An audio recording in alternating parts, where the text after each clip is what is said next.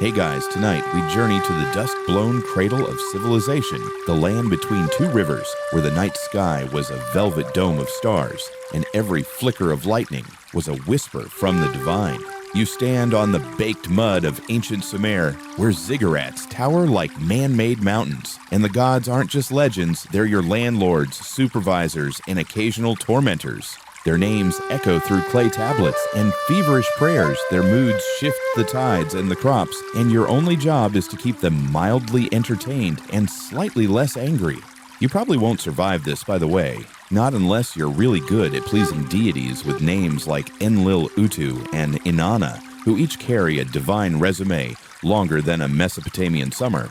But don't worry, the Sumerians didn't make it either.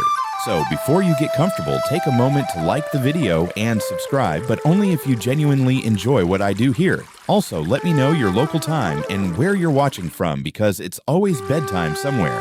Now dim the lights, maybe turn on a fan for that soft background hum, and let's ease into tonight's journey together. You trudge through the city of moonlight and brick, where the narrow alleys smell like hot bread and sacrifice smoke. Overhead, the sky is a canvas pierced by constellations your local priest insists are the eyes of gods. It's the year 2100 BCE, give or take, and you've got a long to-do list. Tend your crops, pay your temple tax, maybe offer a goat to avoid sudden divine wrath. The gods are watching, all of them, constantly. In Sumer, the gods aren't somewhere far above. They're woven into the mud brick walls carved into statues that sit in temple corners with unsettling almond-shaped eyes. You don't pray because you're pious. You pray because yesterday, lightning struck your neighbor's granary and you're not trying to be next. That wasn't just weather. That was a divine memo. You pass a merchant arguing over silver shekels and hear him mutter, by Enki's beard, not again. The gods, after all, meddle in everything. Even coin disputes. They're omnipresent and honestly a little passive-aggressive. Your fish didn't sell. Maybe Nanshi's mad you forgot her feast day. Your cow gave birth to a stillborn calf. Better check the omens. Someone in your household might have disrespected a sacred goose. Mainstream historians agree Sumer was the world's first true civilization with writing cities, math, even early bureaucracy. But what's often skipped over is just how real the gods were to everyday life. They weren't metaphors. They weren't symbols. They were your cosmic employers, and missing their annual party could be fatal, like plague in your house, fatal. And the cities were built for them, not in honor of them for them. That towering ziggurat isn't some aesthetic choice. It's where your city's patron god lives. That's right, a literal house with rooms, food offerings, and awkward are-you-home rituals. Sometimes priests would even sing lullabies to the statues at night. Fringe scholars suggest these ceremonies were designed not just to honor gods, but to remind them to stick around, because an absent deity meant your city was up for grabs. You move past the temple and into the fields, where peasants still chant incantations under their breath while sowing barley. The chants aren't just habit, they're protection. It's said that demons or Galu, depending who you ask, lurk at the edges of the irrigation canals. Not the red pitchfork kind, the quiet, creeping kind who make your harvest rot and your sons start coughing blood. The gods are your shield, if you remember your lines. Historians still argue whether the Sumerians truly believed their gods had physical forms or were more like unseen forces bound to idols. Either way, the rituals made it clear statues were treated like VIP guests, and their daily needs, bathing, dressing, feeding, were met with theatrical precision. You might chuckle now, but when a priest bathes a statue in rosewater at dawn, it's not for show. It's a survival tactic. You flatter the gods, or they ruin your week. The night grows heavier, and as you find a quiet rooftop to lie on, the city hums below. You think of how many prayers are rising with the smoke, each one trying to nudge a divine finger off a metaphorical smite button. Somewhere in the distance, a gong sounds marking the midnight offering. Bread, beer, maybe some honey, because even omnipotent beings get snacky at night. And you close your eyes knowing that tomorrow you'll wake early to kneel again at the temple steps, because the gods aren't just watching, they're judging, constantly. You wake to the sound of reed flutes and cartwheels grinding over stone. Morning in Sumer doesn't begin with coffee. It starts with a sacrifice and a list of things you've already done wrong. Somewhere near the temple, a priest chants softly while scribes gather at their clay tables. Yes, literal tables of clay ready to record everything from rainfall to divine complaints. And lucky you're about to learn that those humble-looking tablets never lie. The writing system is cuneiform, etched with a stylus into wet clay, and it's got all the nuance of a corporate memo mixed with a cosmic threat. These weren't just receipts and shopping lists. These were declarations to the gods, and occasionally from some poor soul trying to explain why his goat wandered into the temple's sacred pool. Spoiler alert, the goat didn't make it. Neither did the guy. You squat next to a scribe in a dusty courtyard watching his fingers dance across the tablet. The symbols seem abstract at first, but you begin to notice a rhythm, triangles, wedges marks that could mean barley or curse, depending on the tilt. These tablets tell everything: omens in dreams, kingly boast harvest reports, and even which god just increased their divine splendor last week. You're reading history's first tweets, and some of them are very passive-aggressive. Mainstream historians often highlight that cuneiform is the earliest known system of writing, dating back to around 3200 BCE. But what's even weirder is how much of it wasn't for humans at all. The scribes weren't just talking to each other, they were addressing the gods like miniature PR agents for humanity. These clay slabs were meant to outlast stone to be divine record keepers, in case Enlil ever demanded an audit. One tablet you pick up describes a temple inventory. It lists copper bowls, incense dates, one small goat, and 3 prayers, as if the latter were physical objects you could box up. But here's the twist: the prayers are written down because Sumerians believed that words themselves had magical weight. Not the content, the act of inscription was sacred. Fringe researchers even claim some tablets were buried intentionally under buildings to act like spiritual Wi-Fi, broadcasting divine approval from beneath your sandals. Another record details a citywide fast after a solar eclipse. It mentions that the moon god Nana was offended by the king's tone during morning ritual. Scholars still argue whether this was metaphorical or if the priests genuinely believed the moon had a mood that day. Either way, the king didn't take chances. He ordered a statue scrubbed with cedar oil and made 3 official apologies. That's right, even royalty needed a customer service plan for celestial beings. As you leaf through more tablets carefully, they're slightly older than your country. You notice something eerie. Many don't just tell stories, they warn. One scribe wrote of a dream where he stood before Inanna, naked and ashamed, while the rivers turned to ash. Another described a marketplace full of bleeding fish and headless statues. These weren't metaphors, they were divine reviews. And in Sumer, the gods had zero chill.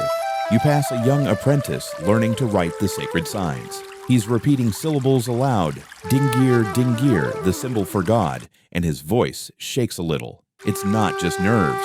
Each time he writes the word, he has to pause. You never rush the gods.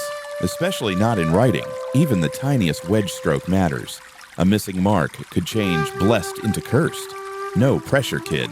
And when someone died, the paperwork. Their name, offerings, and personal god had to be documented to ensure a smooth transition to the afterlife, which, spoiler again, was a dark, dusty pit where you ate clay and regretted everything. Still, if your tablet game was strong, you might be remembered favorably. That's why scribes trained for decades. This was eternal customer service. Divine Yelp reviews that never expired. By evening, you've seen enough to understand these aren't just records. They're a nervous system, the pulsating clay brain of a civilization trying to stay in divine favor. The gods don't read minds, but they do read tablets. And if they miss one, no worries. A priest will read it out loud for them. Daily. You lie back under the city's waning light and imagine the whispered scratch of a stylus. Somewhere, someone's sins are being carved into wet clay, hoping the gods are feeling merciful. You're not sure they are. You wake to the sound of footsteps, bare feet slapping against sun-warmed stone, as temple workers rush to prepare the divine breakfast. And you're starting to notice something strange about Sumerian gods. They don't just rule the skies, they manage the day-to-day grind. You look up at the towering temple and realize it's not just a sacred site. It's the divine office building of the universe. And every god, well, they've got a job to do. Enlil, the air god, isn't just floating around throwing lightning bolts. He's in charge of weather justice kingship, and weirdly enough, making sure your city's walls don't fall down. Utu handles sunlight and law enforcement. Inanna does war and fertility. Nanshi's your go-to for fishery disputes. You don't pray to a vague higher power. You file your complaints with a specific cosmic middle manager and hope their inbox isn't full. You overhear a farmer muttering to himself as he tosses feed to his goats. Utu don't let the river rise again. I just rebuilt the fence. The gods don't only oversee abstract forces, they're intimately involved in every irrigation trench, every pile of barley, every broken cart axle. If it rains too much, Enki's having a tantrum. If the crops die, Ninurta must be hungover. And if the bread doesn't rise, better not blame the baker, blame the goddess of grain. Mainstream historians often note that the Sumerians built their cities with the idea that each one was a domain of a patron deity. Uruk belonged to Inanna. Nippur was Enlil's turf. And it wasn't just honorary. These gods had temples that stored grain, collected taxes, managed labor, and even dispensed loans. Yep, the gods were your bankers. You didn't just fear them, you owed them interest. You pass by one of the temple's side chambers and peek in. Inside, a priest is sorting clay tokens and measuring silver against barley. It looks like boring accounting until you realize these tokens represent divine assets. Cattle for Ninlil, wine for Dumuzi. Every economic transaction in the city is tied to a god's invisible budget. Fringe scholars have joked that ancient Sumer was the first theocracy and the first corporate state, which honestly explains a lot. At midday, you visit the temple of Nanshe, goddess of justice and water creatures. A fisherman is there pleading his case. His neighbor stole 3 baskets of eels. The priest listens, performs a short incantation, and declares the eels must be returned, or the neighbor's boat will sink mysteriously next week. You nod. Seems fair. In Sumer, divine justice isn't poetic. It's deeply practical and sometimes weirdly specific. Historians still argue whether the Sumerians actually believed the gods micromanaged these details, or if it was the priests using divine authority to grease the gears of society. But in practice, it made no difference. You obey the god because disobedience can look an awful lot like drought famine or your house catching fire. Coincidence never in Sumer. You pass a group of young children learning a work song. It's part prayer, part manual for hauling bricks. Enki lifts the mud, Enki shapes the wall. Enki sees our sweat. Cute, right, but also deeply ingrained theology. The gods aren't lounging in the clouds. They're here with you lifting the mud, shaping the wall, micromanaging your lunch break. You can't escape them, not even during recess. Later at the marketplace, a merchant lights a stick of incense and bows toward the nearest temple. He's not just being pious, he's invoking divine luck for better sales. You try it too, and 2 customers immediately walk over. Coincidence? The other merchants don't think so. They eye your incense with suspicion. One mutters, "You must have used the fancy blend." As the sun dips and your feet ache, you reflect on the exhausting beauty of this world. Every field furrow, every coin exchanged, every cloud overhead, it's all divine work. The gods are your city council, your HR department, and your weather app. They don't just rule the heavens. They punch in just like you. The night air is heavy with incense and the low thrum of temple drums as you wander deeper into the sacred precinct. You're not here for ritual or prayer. This time, you're here to learn how Sumerians thought their gods were born. And fair warning, you're not going to find a stork or a manger. In Sumer, the gods came into existence with all the subtlety of a family office brawl that shaped the cosmos. You sit near an old priest reciting a myth by torchlight. His voice cracks as he retells the story of Namu, the primordial sea. From her watery chaos came An the sky, and Kai the earth. You blink as the firelight dances across his face. These aren't gentle creator figures handing out cookies and forgiveness. These are raw forces, sky and ground ripping apart so they can finally breathe. And you thought your birth story was dramatic. From An and Ki come Enlil, who separates them like a grumpy teenager shoving apart squabbling parents. He takes the sky, she gets the land, and from then on, nothing's quite the same. Enlil becomes head of the divine office, imposing order, assigning jobs, and grounding humanity on more than one occasion. There's even a myth where he gets exiled for being too extra. Historians still argue whether that tale was a form of satire or a priest's brave career-ending commentary. But wait, the family tree isn't done. Inanna, the Queen of Heaven, is born from this chaotic dynasty. She's a divine paradox goddess of love and war, of seduction and political maneuvering. One tablet calls her the destroyer of gates. Another praises her hips. We're not saying Sumerian poetry had range, but yes, there are entire hymns dedicated to her thighs.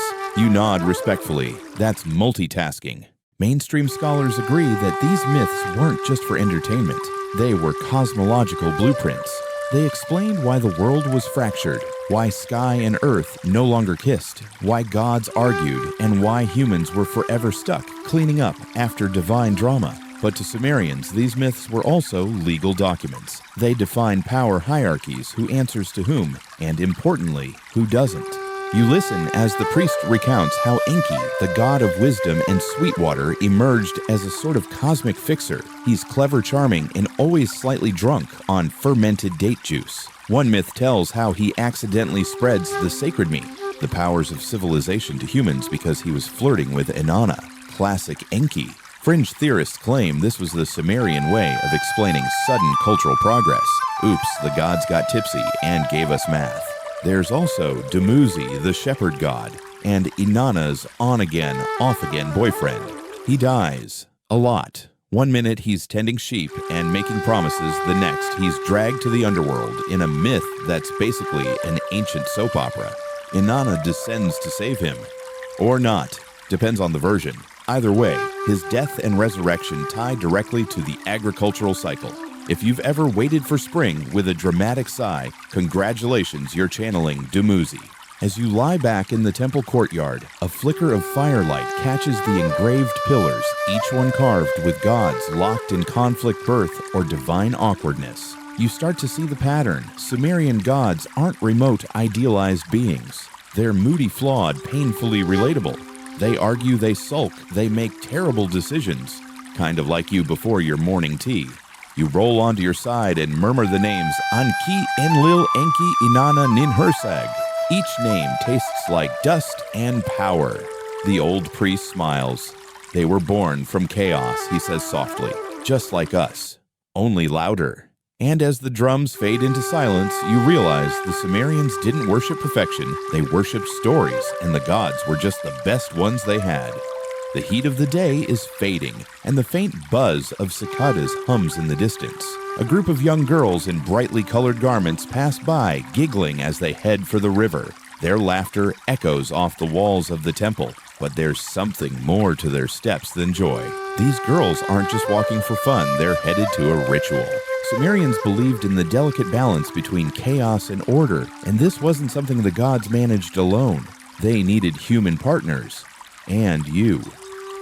Well, if you wanted your crop to thrive or your harvest to be plentiful, you'd better believe in human offerings, whether you liked it or not. You follow the girls down toward the riverbank, where a priestess waits to receive their prayers. There's something almost serene about the ritual, a perfect blend of devotion and practicality. The priestess stands poised at the river's edge, carefully placing the basket of offerings into the water. It's full of grain incense and what looks like a single small goat. You wonder if the goat has any idea it's about to become part of a divine transaction. That's the funny thing about Sumerian gods, they wanted to be fed. A lot. Historians often describe these rituals as both symbolic and economic. The gods weren't abstract, untouchable beings. They had demands, physical material needs, and those needs were often met with physical offerings. Livestock, grain, oils, precious metals, and even people. Sacrifice wasn't always violent. It could be as simple as dedicating the first fruits of the harvest or sending a bit of fine cloth to the temple. Still, there were those grisly occasions when something or someone was given with far more finality. It wasn't just a show of respect. It was the cosmic economy. The gods needed to be fed to keep the world turning. In the temple, another priest pours libations of wine in a carefully choreographed manner, just the right amount on the stones, just enough to satisfy the god's thirst. This wasn't just about gods being thirsty for the liquid. It was about the universe getting its balance back. The pouring of wine was an offering of the most luxurious, the most expensive thing the people had. To them, this was a small price to pay for survival in a world governed by beings who had control over the sun, the rain, the earth, and of course their fate. It's also in these small rituals buried in the day-to-day that Sumerians understood the fragility of life. Gods demanded offerings, but even humans could demand things from the gods. How many times had a farmer begged for rain, or a merchant whispered prayers for a successful trade? How many times had someone given just a bit more to ensure their family's prosperity? The priests didn't only interpret divine will, they made sure that each offering, each request, had the right energy. Fringe archaeologists have posited that some rituals were meant to appease the gods, just as much as they were designed to request favor, while mainstream scholars agree that Sumerians had a transactional relationship with their deities. Fringe theorists suggest that these rituals were as much about creating a sense of control in a chaotic world as they were about actually convincing the gods. The more you gave, the more it felt like you had some say in the cosmic order. You could turn to the gods, perform the rites, and leave feeling a little more powerful than when you walked in. As you make your way back to the city, the night sky is clear and the stars feel impossibly close. You look up at the constellation of the Bull Taurus, one of the signs of Inanna. Sumerians didn't just look at the stars, they knew them. They mapped the heavens, linked each constellation with a god, and believed that those gods watched over them constantly. Every flicker in the night sky wasn't just a celestial phenomenon, it was a sign. The gods were watching, observing, judging. The night grows darker, but the stars shine brighter. The city is calm, but there's always a sense of urgency in the air, the reminder that the gods could just as easily turn away as they could bless. You can almost hear their whispers, and when you listen closely, you start to realize that these gods were never distant or indifferent. They were always around, just out of reach, waiting for their tribute, waiting for a reason to return their favor, to bless, to curse. You wonder if you'll ever truly understand their ways. But then again, the Sumerians probably didn't either. They only knew one thing for sure: the gods were here.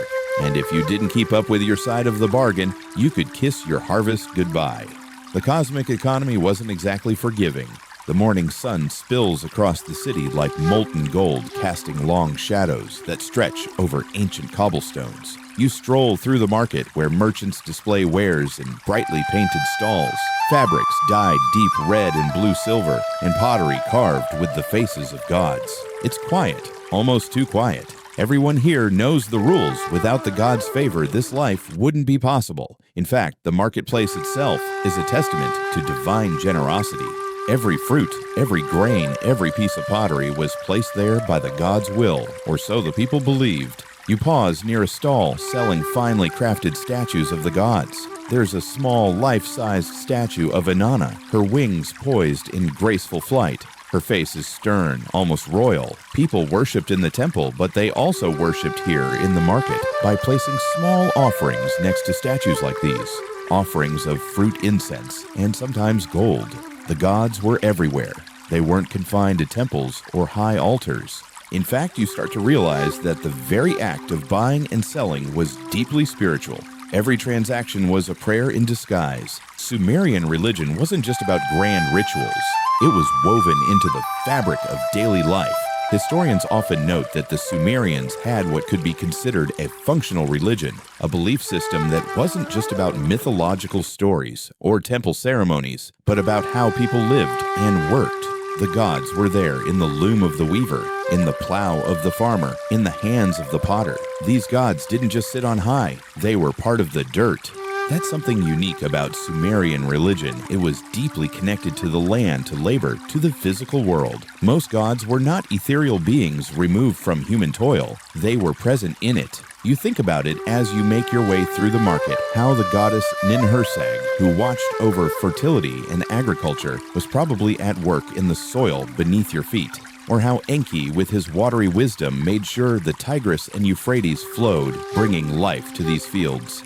It's clear to you now the gods were like co-workers who didn't just offer advice from the sidelines. They rolled up their sleeves and got involved. Inanna wasn't just a goddess of love and war. She was the reason your crops grew, the reason your trade routes stayed open, the reason the walls of your city stood firm. Every victory, every loss, every meal, every quarrel, it all involved the gods one way or another.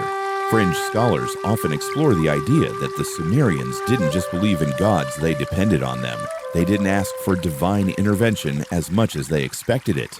The gods were a part of their world, not separate from it. There was no distinction between the sacred and the mundane. You lived your life in constant awareness that the gods were with you shaping your fate. Whether you were building a house or simply having dinner, the gods had a role to play. And it's here in the quiet corners of the marketplace that you begin to understand the depth of this worldview. Religion to the Sumerians was a pact and agreement. You offered something, and in return, the gods gave you stability, prosperity, and protection. It wasn't a one-time thing. It was an ongoing exchange. The gods expected their share, and if you didn't pull your weight well, you could find yourself at the mercy of a drought, a flood, or worse, the wrath of a god who felt you had neglected them. In a strange way, you realize that the marketplace wasn't just about goods and services, it was a spiritual economy. Each exchange wasn't just material, it was metaphysical. Each piece of fruit you bought was a sign of divine generosity. Each loaf of bread you ate was a blessing, a gift from the gods themselves. To the Sumerians, everything had a divine origin, and everything had a divine purpose. You glance around watching a merchant haggle with a customer over the price of a jar of honey. In the midst of their back and forth, a prayer slips from the merchant's lips, not loud, but soft. May the gods bless this trade. He mutters not as a superstition, but as a fact of life. You can almost hear the divine echo in his words, woven into the very fabric of his business. The gods, after all, were the ones who gave him this opportunity. Without them, he might be wandering the desert hungry and thirsty with no one to trade with. It's not long before you realize that your entire life in Sumer is a dance with the divine. You wake with a prayer in the morning, eat with thanks at night, and work all day knowing that your labor is an offering to the gods. It isn't just about getting something in return, it's about acknowledging their presence. It's a relationship built on respect, on giving and receiving, a constant flow. Without the gods, there would be no life. And the gods in turn relied on their people for their gifts. The sun dips low, casting its warm glow over the city, and you begin your walk back to the temple. The gods, it seems, are always watching. You can feel their eyes, even now, following your every step. They aren't passive deities waiting to be called upon only in times of crisis. No, they're here working, trading, living just like you. The evening breeze carries with it the scent of fresh bread and smoke mingling in the twilight air. You sit near the edge of the city looking out across the land where the Tigris and Euphrates carve their way through the earth like ancient veins. This river system, so central to the prosperity of Sumer, is far more than a lifeline. It's divine in itself, an embodiment of Enki's wisdom and Enlil's power. As the sun sets, you can almost hear the whispers of the gods in the rustling reeds, a quiet reminder that the flow of life depends on something far greater than the people who rely on it. The Sumerians believed that the river was not just a body of water, but a path carved by divine hands. They didn't simply view their gods as invisible, far-off deities. They saw them as tangible forces in the world, forces that shaped and controlled the very landscape. Enki, god of fresh water and wisdom, had a direct hand in the health of these rivers. It's said that he made sure the Euphrates and Tigris were plentiful with water, guiding them through the land. In fact, every flood, every burst of life-giving water was seen as Enki's blessing. Historians often debate whether Sumerians actually viewed Enki as the only god in charge of the rivers. Some argue that the god's role was more of a symbolic representation of nature's unpredictable power, an acknowledgement that the water could be both a blessing and a curse. Floods, while necessary for the agriculture that sustained life, were also dangerous. They wiped out homes, destroyed crops, and caused chaos. To Sumerians, these floods weren't just random acts of nature. They were expressions of the divine warning signs of favor or displeasure. When the river overflowed, it was as though the gods were stirring the earth with their very hands. And then there's the matter of irrigation. The Sumerians were masters of water management, creating intricate canals and dikes to direct the flow of the rivers and ensure their lands stayed fertile. But they didn't just see this as practical engineering. No, this was part of the sacred order. The process of managing water wasn't just human ingenuity at work. It was the gods at work through human hands.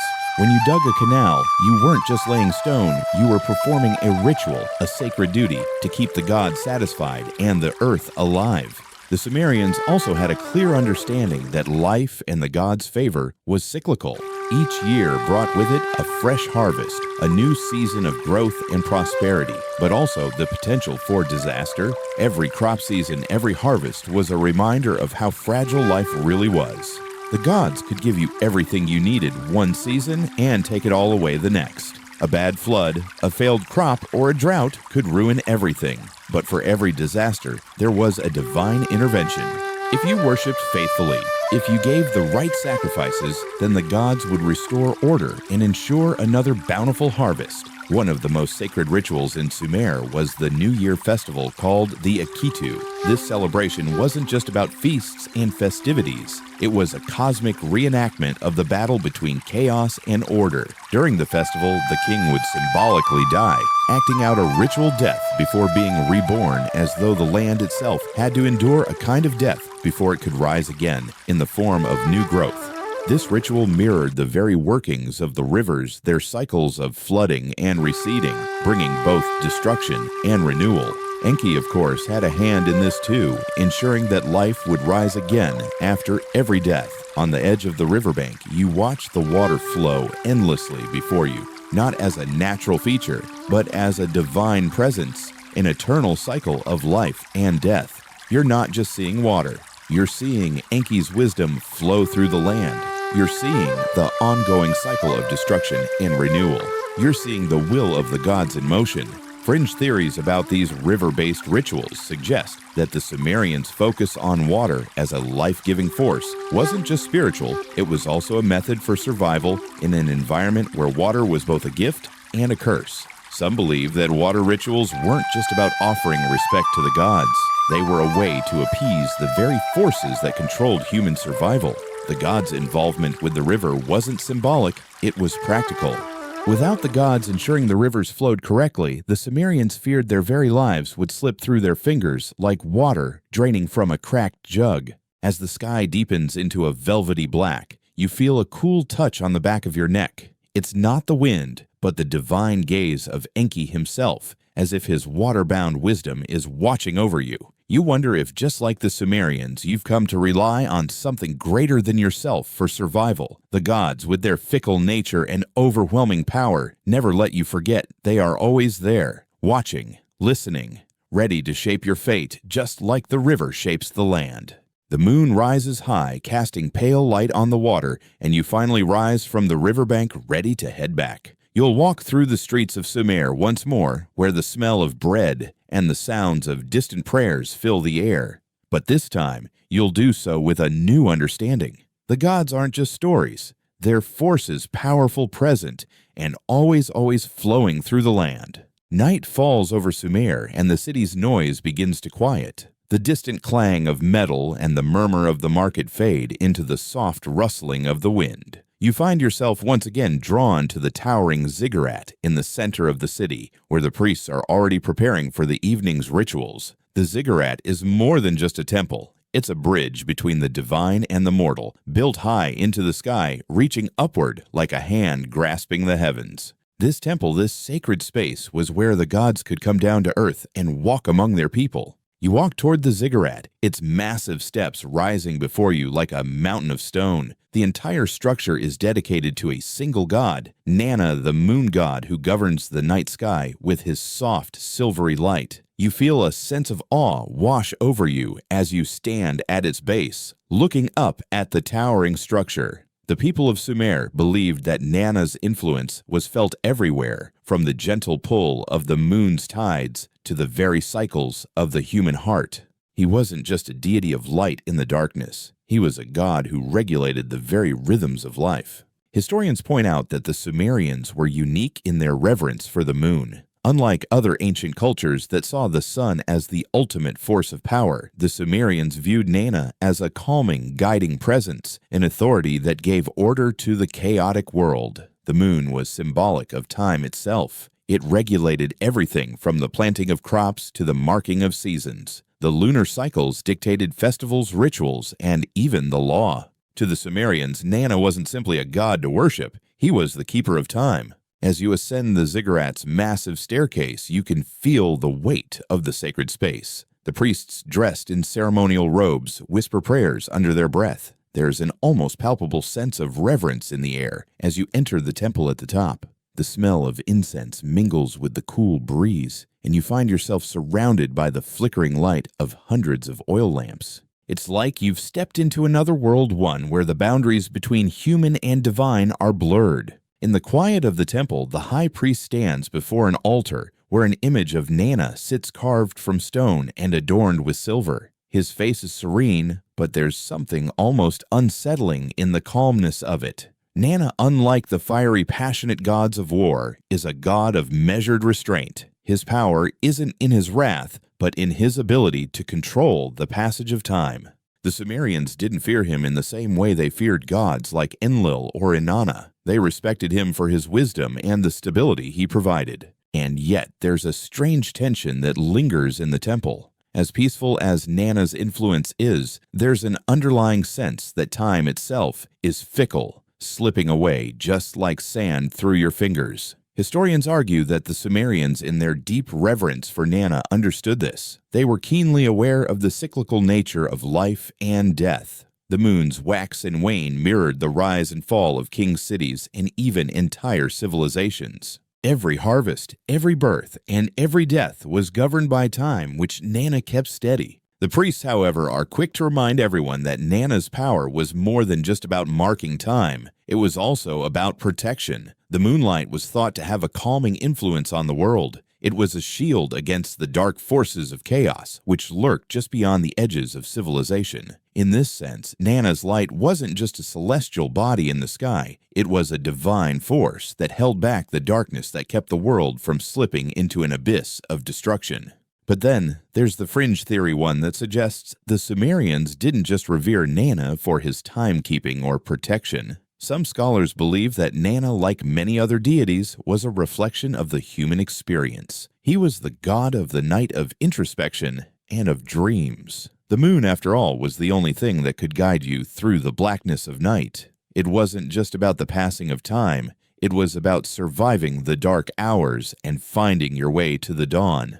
As you look around the temple, the sense of calm begins to settle over you. The rituals happening here aren't just performances for the sake of tradition, they're the heartbeat of Sumer. Without them, without the god's presence in these spaces, the world itself would fall apart. The rituals are what keep the gods connected to the people, what ensure that time itself remains in balance. Without Nana, without his moonlight, there would be no measure to the world. The high priest raises his arms, and you bow your head in reverence as all present do. His voice rings out clear and steady as he calls upon Nana. For a moment, you can almost hear the rustle of the stars, the whisper of the moon's glow over the land. Everything falls silent. The only sound is the quiet rhythm of your heartbeat, a reminder that you too are bound by the same cycles that govern the universe. With a deep breath, you exit the temple, your mind still lingering on Nana's influence. As you descend the ziggurat steps, you realize that the Sumerians didn't just see the gods as distant, unattainable beings. No, they were present, guiding every moment. Nana, in his soft, quiet way, was the force that kept the world on track. Without him, life would fall into disarray. But with his light, you understand that time and all the divine cycles it carries become something to be revered. The streets of Sumer are quiet now, the only sounds being the occasional footfall and the distant hum of the river. You walk slowly, reflecting on the temple and the rituals you've just witnessed. The weight of the god's influence is palpable here in the very air, and it feels as though you've stepped outside of ordinary life into something larger, more powerful. Every corner of this city bears the marks of divine intervention, from the humble homes to the towering ziggurats. The Sumerians didn't just live with their gods, they existed because of them. As you pass a market stall, you spot a woman sitting in the corner selling small clay figurines of the gods. Each one is meticulously crafted small representations of the pantheon Enki with his flowing water, Inanna, with her wings outstretched, and even Nana depicted with a serene expression, his moonlight reflected in the form of a small polished stone. These figurines were more than just trinkets. They were tokens of divine protection. Many Sumerians kept them in their homes, placing them by their doors to ensure that the gods watched over them. Historians note that the Sumerians had a very personal relationship with their gods. Unlike the gods of later civilizations who were often distant or aloof, Sumerian gods were approachable, present, and above all practical. They were invoked daily, not just in grand ceremonies, but in the everyday rituals of life. These small figurines, much like the altars and offerings, were a constant reminder that the divine was present in every moment, guiding, protecting, and sometimes testing. But there's an intriguing debate among scholars as to whether these gods were viewed by the Sumerians as partners or rulers. Some argue that the gods were seen as helpful guides, assisting humans in their daily struggles. After all, the gods granted the knowledge needed to farm, to build, to craft. Others, however, suggest a more authoritarian relationship where humans were subservient to the will of the gods. The offerings, the rituals, the sacrifices, these were not just acts of gratitude, but acts of appeasement. As you continue your walk, you pass a group of men gathered around a fire, their voices rising in a mixture of laughter and solemnity. They're talking about the gods, specifically the storm god Enlil. The discussion turns to a recent flood that had devastated a neighboring city. Some argue that it was Enlil's wrath, others that it was a test of the people's faith. You stop for a moment, intrigued by the debate. It's clear that the Sumerians didn't view their gods as perfect beings.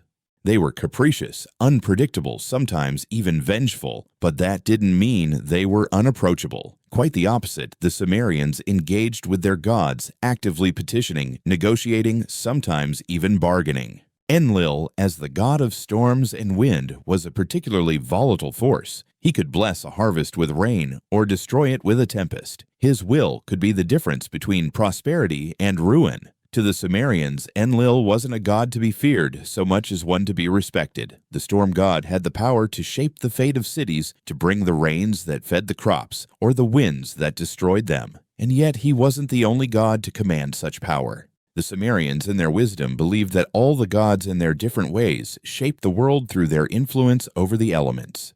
What's fascinating is the way the Sumerians reconciled their gods' unpredictable nature with their need for stability. They didn't try to control their gods. Instead, they worked with them.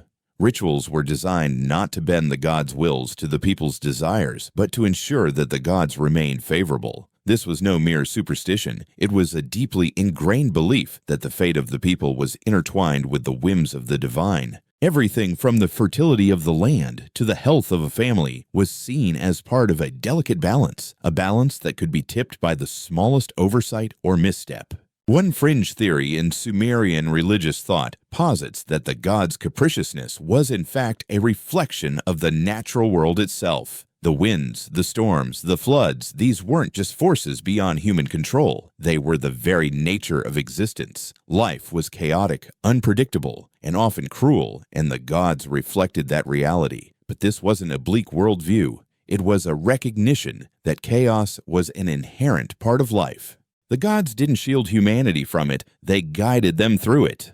As you leave the small gathering of men, you find yourself standing before a large temple dedicated to Enlil. The structure is imposing, with massive walls etched with images of the storm god in all his fury striking down from the heavens. You can almost feel the power emanating from the temple, a reminder of how much the gods shaped every aspect of life. The people here don't just worship their gods, they live in their presence. Every storm, every breeze, every shift in the weather is a divine message, and they listen because they have no choice. Walking away from the temple, you can't help but feel a deep sense of reverence for the Sumerians and their beliefs. They didn't see the gods as detached entities distant from human concerns. No, their gods were alive, breathing, and they shaped the world in ways both subtle and dramatic. The gods didn't just stand above humanity. They walked beside them, their actions felt in every aspect of life. To the Sumerians, the gods weren't simply revered, they were partners in existence, walking hand in hand with mortals through the ups and downs of life's chaotic, unpredictable journey.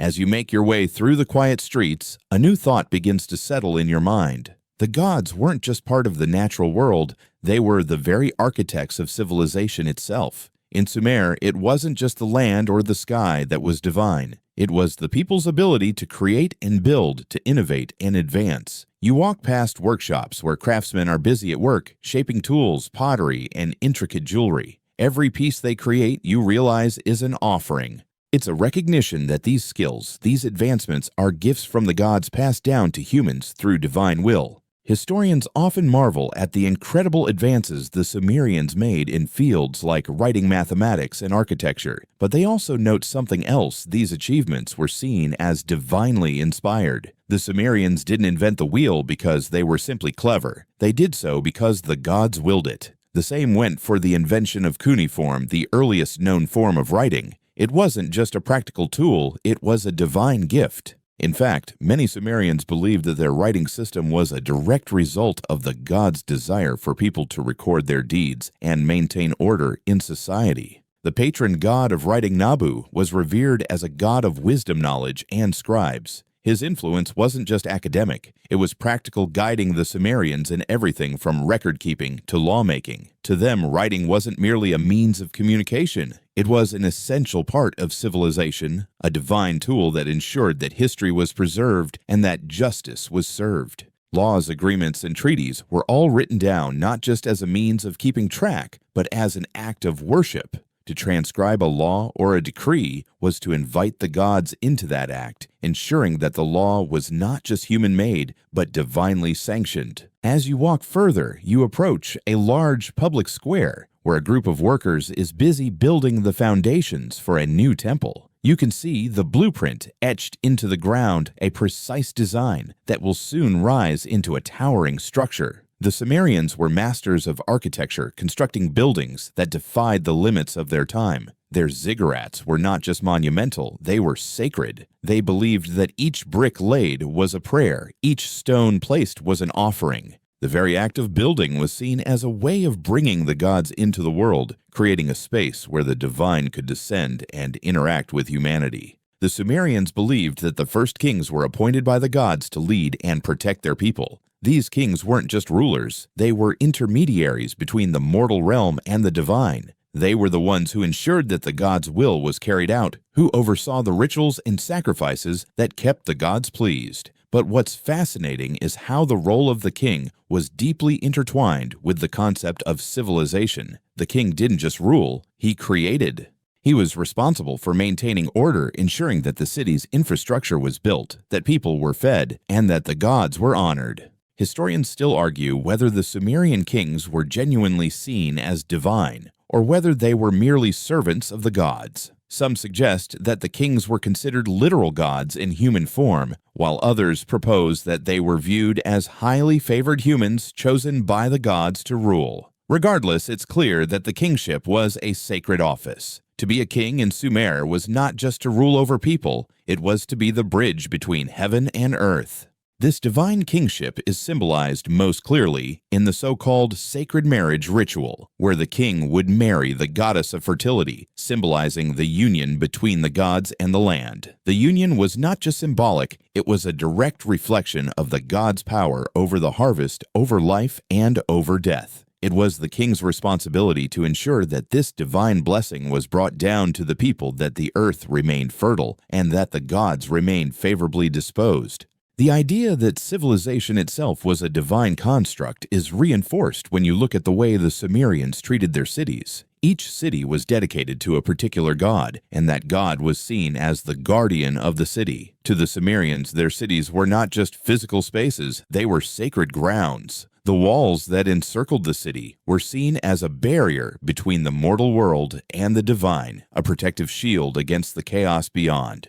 To violate the sanctity of the city, to attack or harm, it was seen as a direct affront to the gods. And yet, as you walk through the streets, you realize that the relationship between the Sumerians and their gods wasn't just about divine protection or intervention. It was also about accountability. The gods didn't just bestow gifts, they demanded responsibility. The Sumerians were keenly aware that the blessings of the gods came with a price. If a king or a citizen strayed from their divine duties, if the rituals were neglected or the offerings insufficient, the gods would withdraw their favor.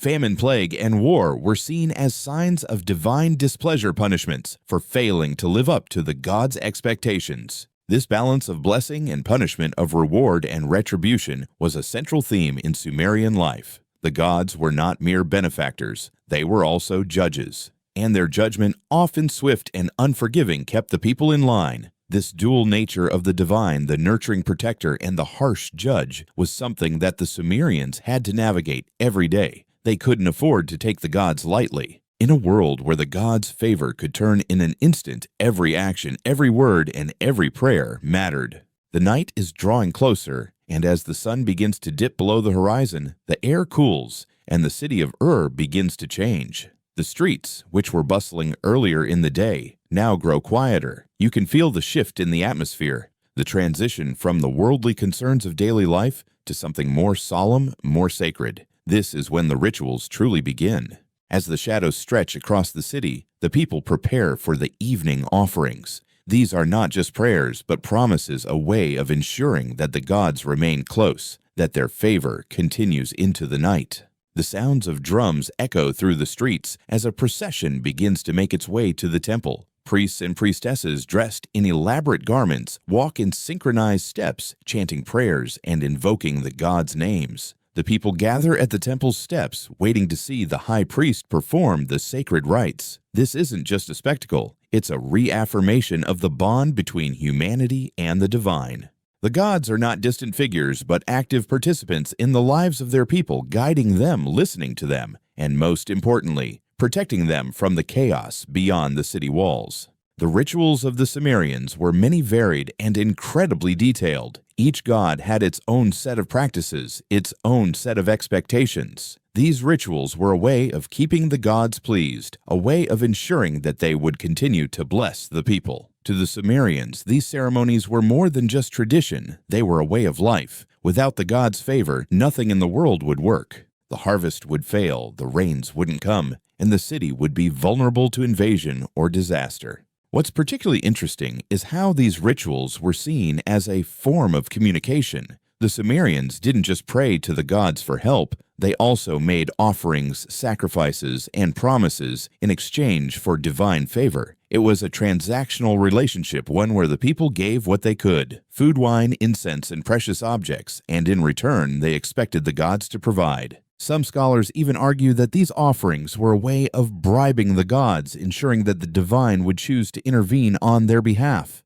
Historians still debate whether the Sumerians saw these offerings as acts of pure devotion or as practical exchanges. Some argue that the people truly believed in the gods' power and acted out of genuine love and respect. Others suggest that over time, the rituals may have become more about maintaining order and social cohesion, a way to ensure that the city remained stable and prosperous. Regardless of the underlying motivations, the importance of the rituals in Sumerian life cannot be overstated. These ceremonies were the heartbeat of the city, marking the rhythm of daily life and ensuring that the divine order was maintained. You stand outside the temple watching the procession with a sense of awe. The firelight flickers, casting long shadows across the faces of the worshippers. The air smells faintly of incense, and you can hear the rhythmic chanting of the priests. As the ritual reaches its climax, a young woman steps forward holding a tray of offerings. She places it on the altar, and with a deep breath, she calls out the names of the gods, asking for their protection and guidance. The crowd holds its breath, waiting for a sign that the gods have heard their prayers.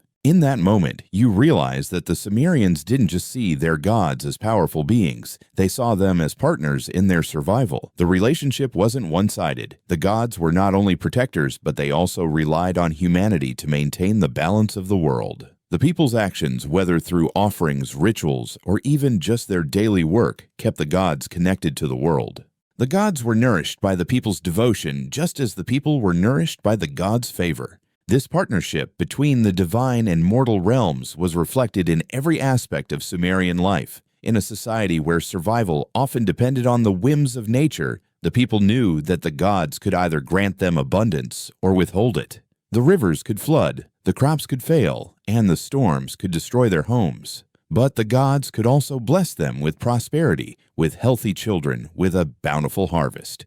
The Sumerians understood that the world was a delicate balance, and that balance could be tipped by the smallest act of devotion or the smallest mistake. The temple is now silent, the ritual over. The people begin to disperse, returning to their homes, their minds at ease for another night. As you walk back through the streets, you notice the quietness settling over the city. The last rays of sunlight have disappeared, and the stars begin to twinkle overhead. You can feel the weight of the gods' presence in the air, as though they are watching, waiting. The Sumerians believed that their gods never truly left. They were always with them, guiding them, judging them, and protecting them.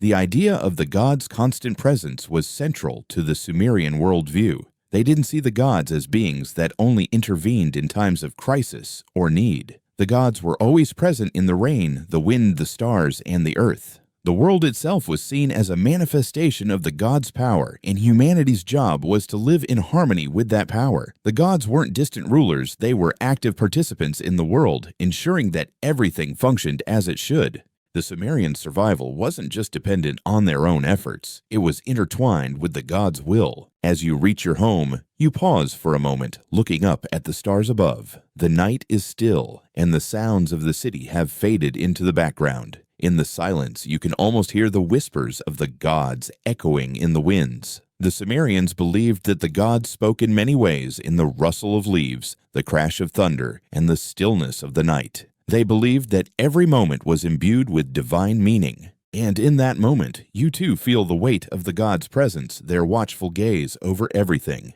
You wake up the next morning with a faint sense of unease lingering in your mind. The air feels thick, as though something is about to change. The city of is still waking up, and the sound of workers beginning their day fills the streets. As you walk through the marketplace, the noise of vendors calling out their goods contrasts with the quiet hum of the city's spiritual life that lingers in your thoughts.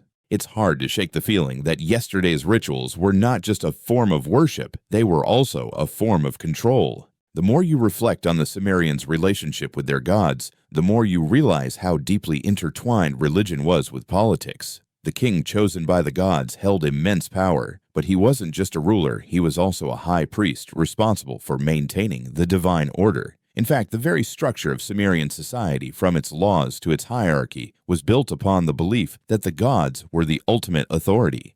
The Sumerians didn't just see their rulers as earthly kings, they viewed them as divine representatives chosen by the gods to ensure that the people followed divine law.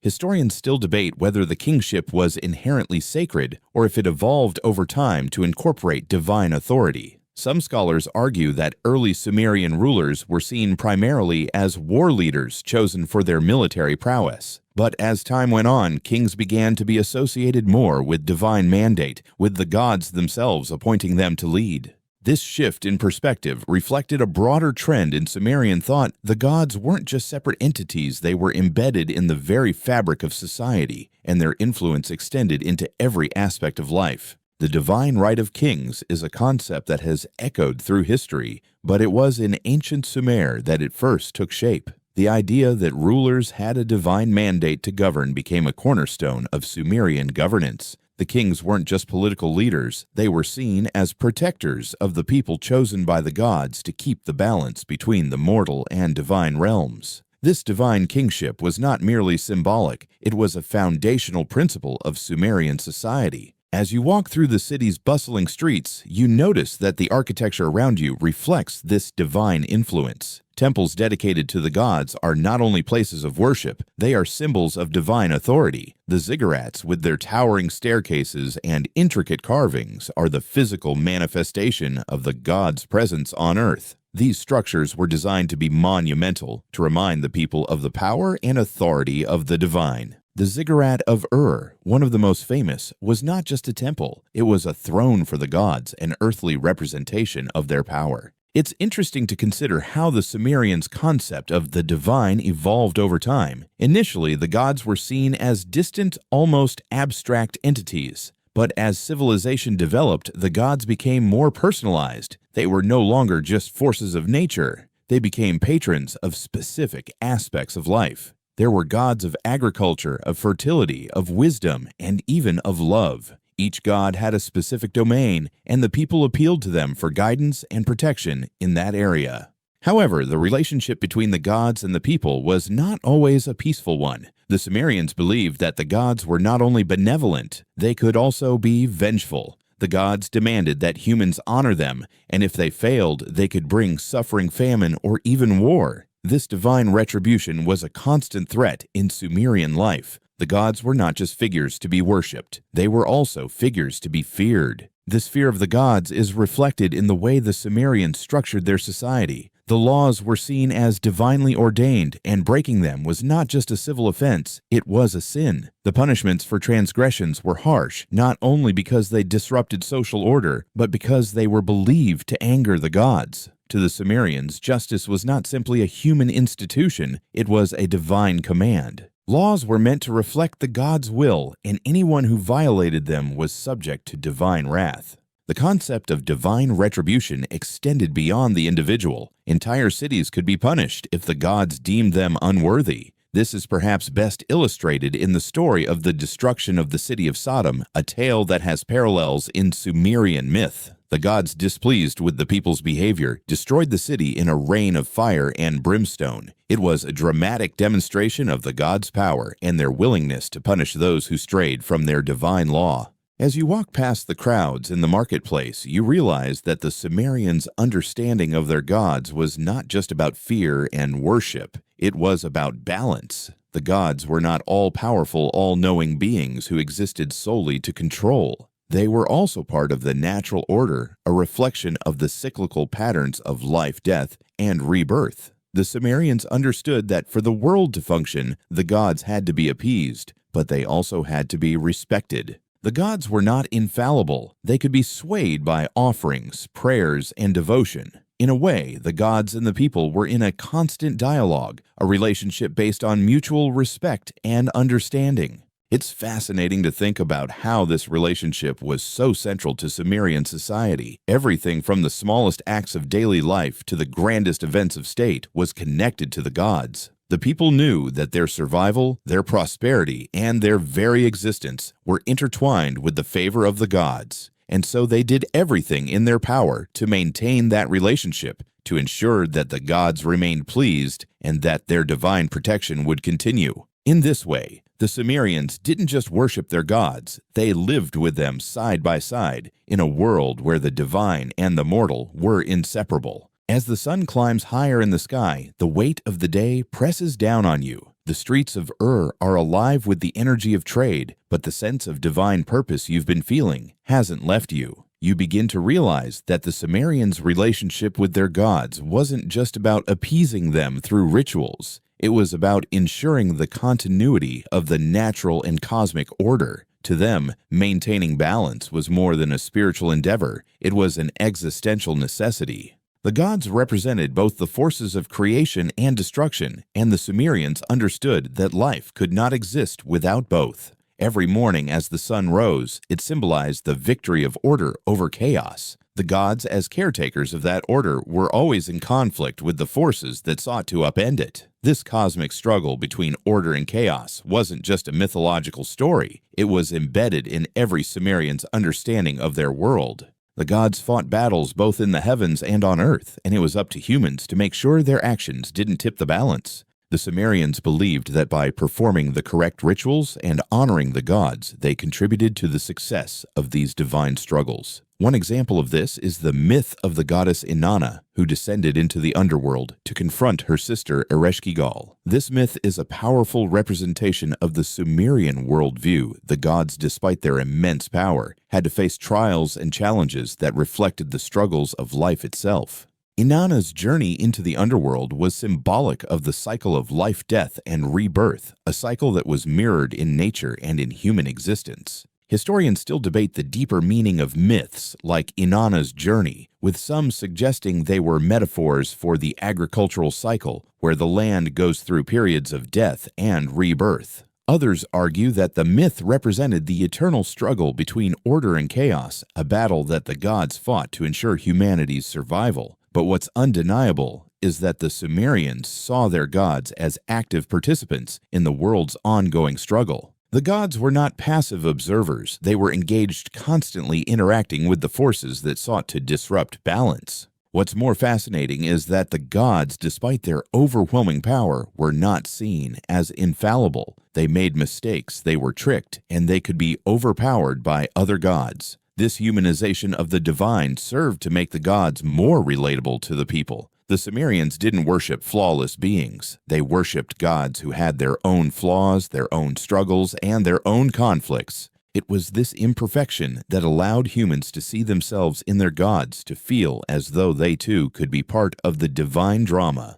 As you walk further through the city, you're struck by how pervasive the influence of the gods is. You pass by craftsmen working on tools and pottery, and you realize that even their work is seen as an offering to the gods. Everything the Sumerians did was in service to the divine. Every task, whether it was creating something beautiful or simply completing daily chores, was imbued with spiritual significance. Even the act of weaving cloth or preparing a meal could be considered a way to honor the gods. The Sumerians were keenly aware that the gods were involved in every aspect of life. Their gods weren't abstract remote figures, they were active participants in human affairs. Even in times of peace and prosperity, the gods were seen as protectors who needed to be maintained and honored. The very fabric of society was built on this understanding. Temples were not only places of worship, they were the centers of political and social power. They were the heart of the city, where the divine and mortal realms intersected. One of the most fascinating elements of this relationship was how it extended beyond just the priests and kings. While the rulers and religious leaders had a more direct connection with the gods, ordinary people were still expected to participate in religious life. There were community festivals, public sacrifices, and shared rituals that involved the entire city. Everyone had a role to play in maintaining the divine order, no matter their status or position in society. At the same time, the Sumerians also understood that their actions could influence the gods. This wasn't just about passive worship, it was about actively engaging with the divine in a way that could shape the world. The gods weren't distant figures sitting idly by. They were responsive to the actions of humanity. By upholding the proper rituals and making the right sacrifices, the people believed they could secure divine favor. This dynamic relationship made religion not just a spiritual practice, but an essential part of survival. The idea that humans could influence the gods was empowering, but it also carried a heavy responsibility. The Sumerians knew that any misstep, any failure to properly honor the gods could result in disaster. The fear of divine retribution was ever present, but it was balanced by the hope that through devotion, they could maintain a favorable relationship with the divine. It was a delicate dance, one that required constant attention and care. As the day stretches on and the sun reaches its peak, you can't help but think about how much the Sumerians relied on their gods for everything. The gods were not just involved in the grand moments of life births, deaths, and victories, but in the quiet, everyday moments as well. The mundane acts of living were inextricably linked to the divine. The gods weren't just there for the big events. They were woven into the very fabric of daily life, a constant presence, always watching, always guiding. You pause for a moment to take it all in, the overwhelming presence of the gods, the bustling life of the city, the way everything is tied together. It's hard to imagine a world where the divine wasn't such an integral part of every action, every decision. But as you walk along the cobblestone streets, you realize that for the Sumerians, the gods were never just distant powers. They were living forces constantly interacting with the world, shaping it, with their decisions, their struggles, and their influence. The city of stretches out before you, a sprawling testament to the grandeur of Sumerian civilization. As you continue your walk, the weight of the day's reflections hangs in the air. The streets bustle with activity, but a quiet undercurrent of reverence for the gods flows beneath it all. You realize now that the Sumerians' worldview was one that demanded constant vigilance, not only to uphold the order of society, but to maintain the divine harmony that bound their world together. The gods were everywhere, and every action, every breath carried with it the responsibility to honor them. You pass by a gathering of people, their voices raised in song. A temple procession is taking place, and you are reminded of how much the Sumerians used music and song to communicate with the gods. These performances were not simply for entertainment. They were integral to religious ceremonies. Music was believed to have the power to reach the gods in a way that words alone could not.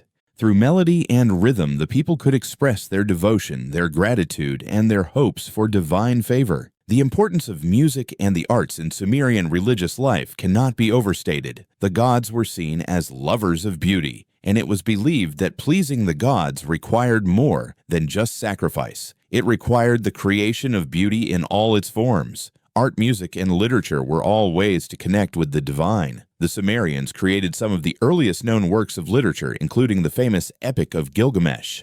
This epic poem, which chronicles the journey of the hero Gilgamesh, is not only a work of storytelling, it is a meditation on mortality, divine justice, and the relationship between humans and the gods. Historians still debate the true origins of the Epic of Gilgamesh. Some believe it was originally a myth about a historical king, while others argue it is purely a work of fiction designed to explore universal themes of life and death. Regardless of its origins, the Epic of Gilgamesh is a window into the Sumerians' complex understanding of the divine. Gilgamesh himself is a king chosen by the gods, but his journey is marked by struggles that reflect the broader themes of human existence, struggles against death, against fate, and against the gods themselves. The gods in the Epic of Gilgamesh are not omnipotent beings. They are powerful, but flawed, sometimes capricious, and unpredictable. For instance, the goddess Ishtar, who is both a lover and a warrior,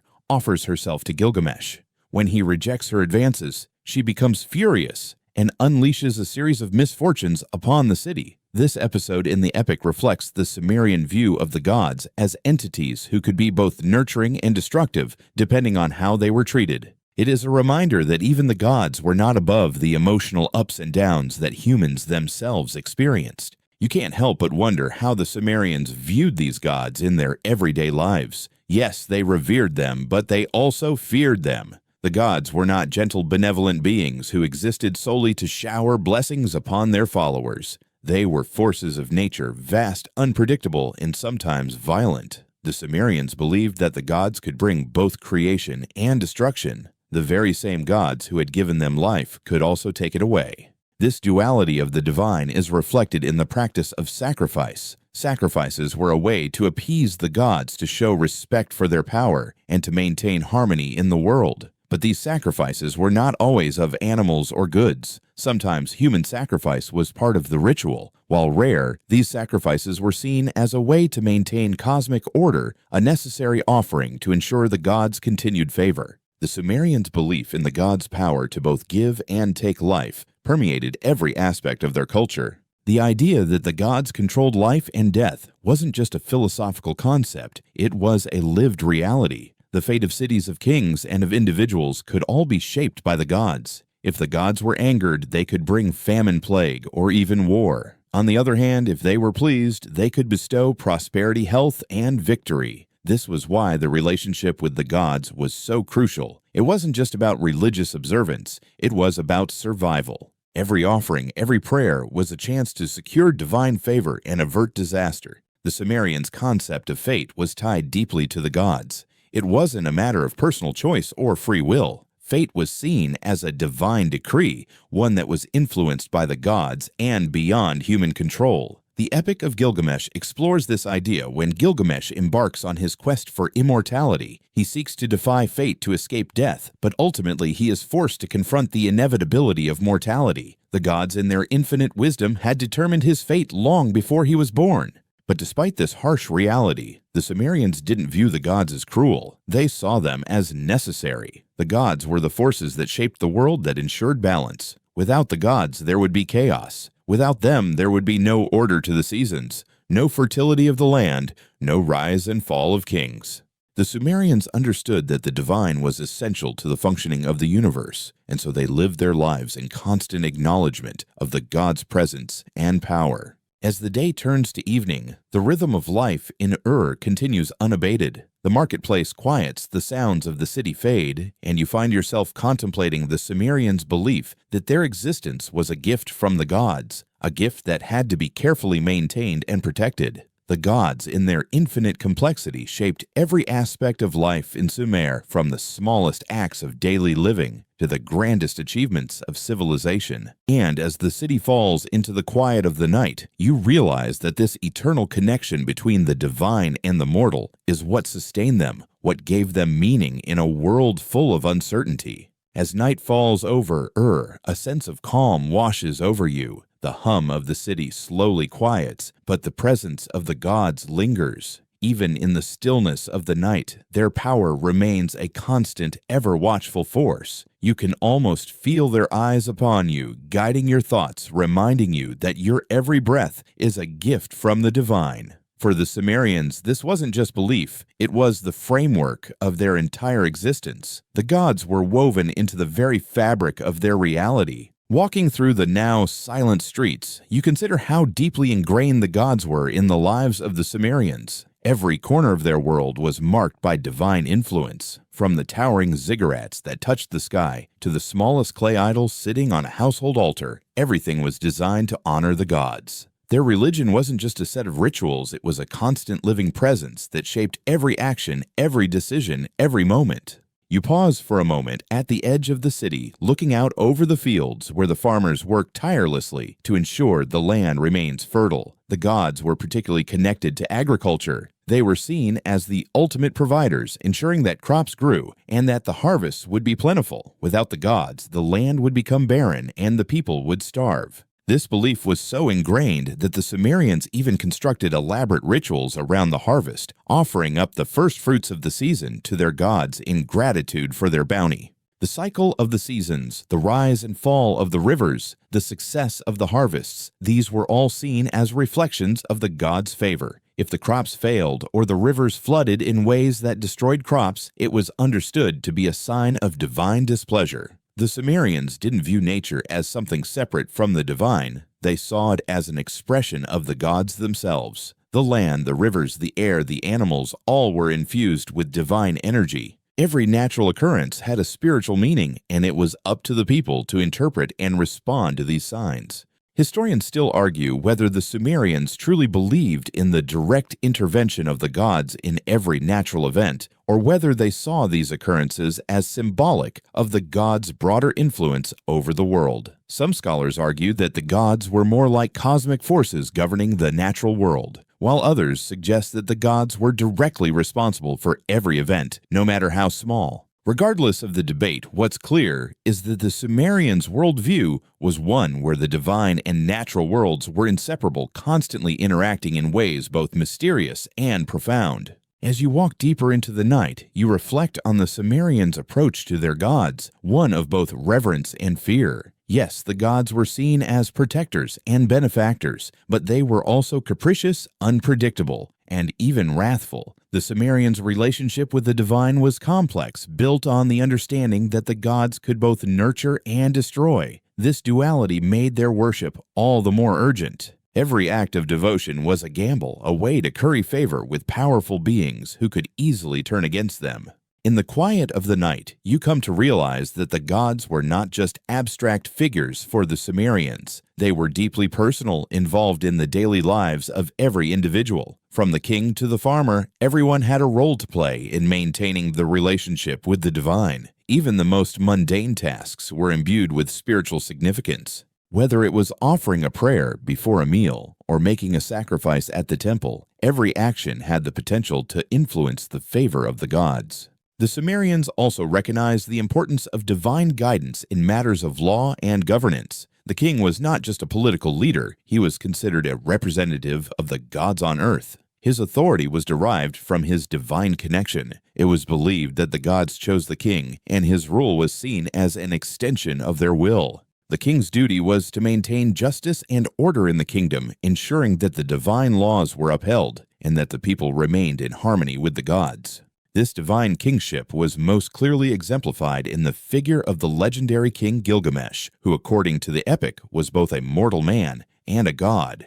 His reign was marked by his close relationship with the divine, and he sought to understand his place in the grand scheme of the cosmos. Gilgamesh's journey is one of discovery, as he learns that the gods, despite their vast power, cannot grant immortality, and that the true value of life lies not in avoiding death, but in living honorably and in accordance with divine will. As you continue your journey through the quiet city, you consider how the Sumerians' relationship with their gods shaped their culture. Their religion wasn't an isolated practice, it was a way of life. It informed everything they did, from the way they governed, to the way they celebrated festivals, to the way they approached life and death. For them, there was no separation between the divine and the mundane. The gods were present in every moment, guiding and shaping the world in ways both seen and unseen. You begin to realize how profound and all-encompassing the Sumerian belief in the gods truly was. It wasn't just about rituals or sacrifices, it was about a deep, unshakable conviction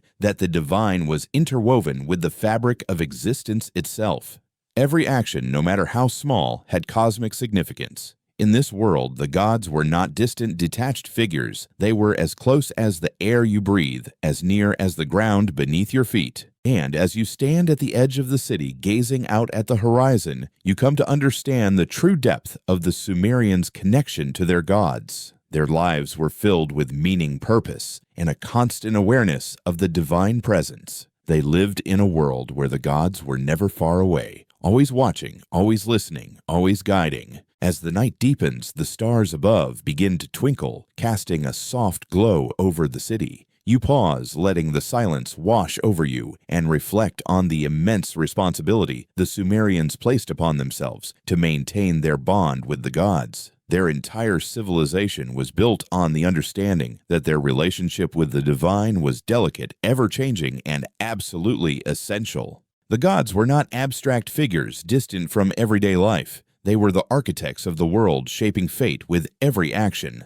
Even as the Sumerians strived to live according to the gods' will, they were keenly aware of the uncertainty that surrounded them. They knew their relationship with the divine was constantly in flux. A king's reign could be prosperous one moment and overthrown the next. A city could thrive only to fall into ruin when the gods turned their favor elsewhere. It was this precariousness that made the gods all the more powerful and terrifying. They could be kind, but they could also be wrathful, unleashing floods, plagues, and famine upon the people who failed to honor them properly. This constant push and pull between divine favor and wrath can be seen in the rituals the Sumerians performed. Every festival, every offering, every prayer was an attempt to restore balance, to appease the gods, and to ensure that the divine forces continued to support their civilization. And yet, despite all their efforts, the Sumerians knew that the gods were ultimately unpredictable. This uncertainty, however, did not lead to despair. Instead, it motivated them to continue their devotion with even greater intensity. They sought divine approval not out of fear, but out of a deep-seated belief that maintaining the favor of the gods was the only way to secure peace and prosperity. You walk past the great ziggurat that towers over the city, a monumental structure dedicated to the gods. This massive temple is both a physical and symbolic representation of the Sumerians' devotion. It rises toward the heavens, its steps meant to connect the earth to the divine. The ziggurat was not just a place of worship, it was a reminder that the gods were always above, always watching, and that the people must continually strive to ascend toward them. It was an eternal climb, a journey that had no end because the relationship with the gods could never be fully realized or completed. It was a lifelong effort that demanded constant reverence. The ziggurat also symbolizes the Sumerians' understanding of their place in the cosmos. They believed they were the middle link in a divine chain that stretched from the heavens to the underworld. Above them, the gods reigned supreme, and below, the spirits of the dead waited in the dark. Humanity was caught between these two realms, and it was the responsibility of the Sumerians to maintain harmony between them. To live in accordance with divine law was to ensure the cosmic balance, to avoid the chaos that could arise if the gods were angered. As you reach the outskirts of the city, you notice a figure sitting by the riverbank, gazing at the water. The rivers were another powerful force in Sumerian life, and they too were linked to the gods. The Tigris and Euphrates were seen as divine rivers, bringing both fertility and destruction to the land. The rise and fall of the waters marked the seasons and determined the success of the crops. The Sumerians knew that the gods controlled the rivers and therefore the fate of the harvest. It was another reminder that everything in their world was intertwined with the divine. Historians still debate whether the Sumerians believed the rivers themselves were gods or whether they saw the rivers as manifestations of divine power. Some scholars argue that the rivers were deified, while others suggest that they were viewed as tools through which the gods exercised their will. Regardless of the specifics, the rivers played a crucial role in the Sumerians' religious practices. They were part of the sacred landscape, a reminder that the gods' influence permeated every part of their world. The river's cyclical rise and fall also reflected the cyclical nature of life and death, which was another key aspect of Sumerian belief. The gods themselves were immortal, but the Sumerians knew that their lives would inevitably come to an end. Death was not feared, but accepted as part of the natural order. The gods themselves were not exempt from death. Some were believed to die and be reborn like the great goddess Inanna, whose descent into the underworld symbolized the seasonal cycle of life, death, and rebirth. Inanna's myth is one of the most famous in Sumerian literature. Her journey to the underworld is a tale of sacrifice, transformation, and renewal. She enters the underworld to visit her sister Ereshkigal and is stripped of her power. She dies and is resurrected, emerging from the underworld reborn. Her descent and return symbolize the eternal cycle of life and death, echoing the way the Sumerians viewed the world itself, constantly changing, but always returning to its source. As you stand by the river, you can almost feel the weight of this eternal cycle pressing upon you. The Sumerians knew that life was fleeting, that death was inevitable, but that both were part of a larger divine plan. And even in the face of their mortality, they lived with a sense of purpose, knowing that every action they took, every offering, every prayer, every sacrifice was a step in the ongoing effort to honor the gods and maintain the balance of the cosmos. The wind picks up as you turn back toward the city, the stars overhead seeming brighter now. You've come to understand the Sumerians' deep connection to their gods in a way that goes beyond mere religious observance. For them, the gods were not distant, unreachable entities. They were a constant living presence that guided their lives, shaped their destinies, and reminded them that they were never truly alone. In a world full of uncertainty, the gods were the one constant. And it was through their devotion to the gods that the Sumerians found meaning, purpose, and continuity in their lives. As the city fades into the distance, you feel a quiet sense of peace settle over you. The gods may be unpredictable, capricious, and sometimes terrifying, but they are also the source of all creation, the keepers of balance, and the ultimate guides on the journey through life. And as you make your way back to the safety of your home, you realize that the Sumerians' world is not so different from our own. The divine may no longer walk among us in the same way, but the search for meaning, for connection, and for harmony remains as vital as ever.